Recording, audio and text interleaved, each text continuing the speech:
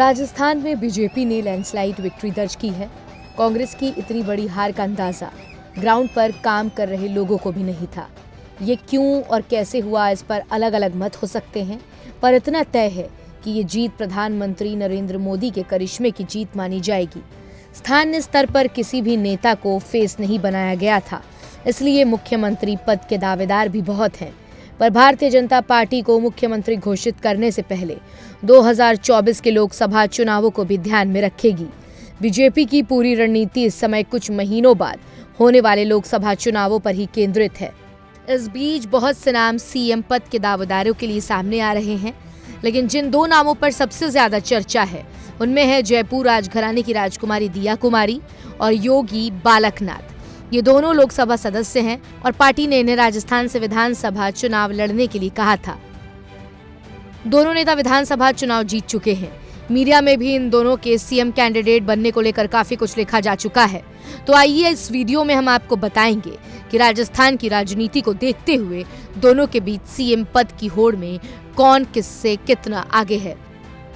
दरअसल राजस्थान की सियासत में बीजेपी के इस नेता को योगी कहा जाता है। यूपी के सीएम योगी आदित्यनाथ संप्रदाय के योगी बालकनाथ अपने संप्रदाय ही बाल सखा के ही तरह आक्रामक हिंदुत्व की राजनीति करते हैं।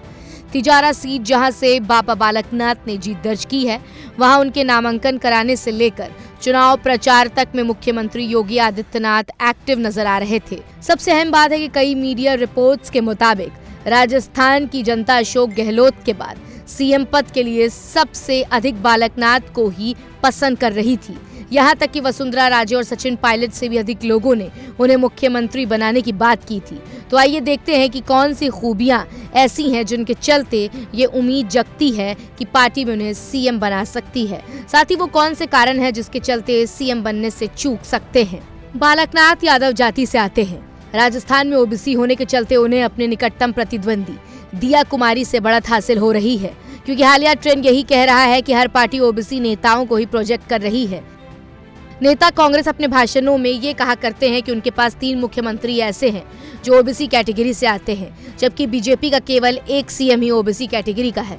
बालकनाथ का यादव होना उत्तर प्रदेश, बिहार के साथ हरियाणा के लोकसभा चुनावों में पार्टी के लिए कारगर हो सकता है। यूपी और बिहार में अगर यादव वोट का बहुत बड़ा शेयर है। अखिलेश यादव और लालू परिवार के कारण यादव वोट बीजेपी को नहीं मिलते रहे। लोकसभा चुनावों में बालकनाथ को फेस बनाकर अगर यादव वोटर्स का भी कुछ परसेंट भी पार्टी खींच लेती है तो यूपी बिहार में समाजवादी पार्टी और आरजेडी को कमजोर किया जा सकेगा। विकास और कल्याणकारी योजनाओं में राजस्थान के मुख्यमंत्री अशोक गहलोत ने कोई कसर नहीं छोड़ी थी। बीजेपी ने भी काफी कुछ उसी तरीके की योजनाओं का वादा किया था, पर कांग्रेस की बजाय अगर बीजेपी को जनता ने पसंद किया है तो इसका मतलब है कि हिंदुत्व का मुद्दा जोरदार चला है। कन्हैया लाल मर्डर केस को लोगों ने कांग्रेस की तुष्टीकरण की नीति का नतीजा माना है। ऐसे में समय है कि कांग्रेस कोशिश करेगी कि वो हिंदुत्व के मुद्दे पर और सॉफ्ट हो। लोकसभा चुनावों में हिंदुत्व के मुद्दे पर अगर पार्टी को मजबूत अड़े रहना है तो बालकनाथ इसके लिए मुफीद रहेंगे। वहीं राजस्थान बीजेपी भी पूर्व मुख्यमंत्री वसुंधरा राजे से इंडिया पैरेलल महारानी दिया कुमारी को खड़ा करने की कोशिश यूं ही नहीं हो सकती। प्रधानमंत्री नरेंद्र मोदी की राजस्थान में सभी सभाओं को जिस तरह दिया कुमारी को तवज्जो दी और उसके राजस्थान में राजनीतिक ताकत नजर आ रही थी। दिसंबर 2018 में जब बीजेपी के तत्कालीन अध्यक्ष अमित शाह ने दिया कुमारी और उनकी मां से मुलाकात की थी, तभी से अटकलें लगनी शुरू हो गई थी कि महारानी का भविष्य उज्जवल दिख रहा है। महारानी दिया कुमारी पर पार्टी क्यों दाव लगा सकती है, इसके कई कारण हैं। उसी तरह वो क्यों सीएम पद की रेस से पीछे छूट सकती हैं, ये भी देखते हैं। अगर बीजेपी महारानी दिया कुमारी को सीएम कैंडिडेट बनाती है तो एक महारानी की जगह दूसरी महारानी जैसा ही होगा। वसुंधरा राजे को महारानी के नाम से भी बुलाया जाता है। दिया कुमारी भी महारानी है। दोनों राजपूत हैं जो बीजेपी परंपरागत रूप से वोटर है।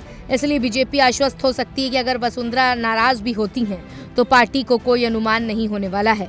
लेकिन वहीं दूसरी तरफ दिया कुमारी के पास इतने बड़े स्टेट को चलाने के लिए जो अनुभव होना चाहिए वो नहीं है। किसी राजघराने के लोगों से जनता अपने को उतना कनेक्ट नहीं कर पाती है। मुख्यमंत्री का पद ऐसा होता है जिसमें सरकार, पार्टी और केंद्र नेतृत्व सबको साध कर चलना होता है। केंद्र नेतृत्व के कृपा के भरोसे कुछ दिन सत्ता तो चलाई जा सकती है। फिलहाल इस वीडियो में इतना ही। आपको हमारा ये वीडियो कैसा लगा हमें कमेंट सेक्शन में लिखकर जरूर बताएं और ऐसे ही तमाम अहम खबरों के लिए सब्सक्राइब करें इंडिया डेली लाइव।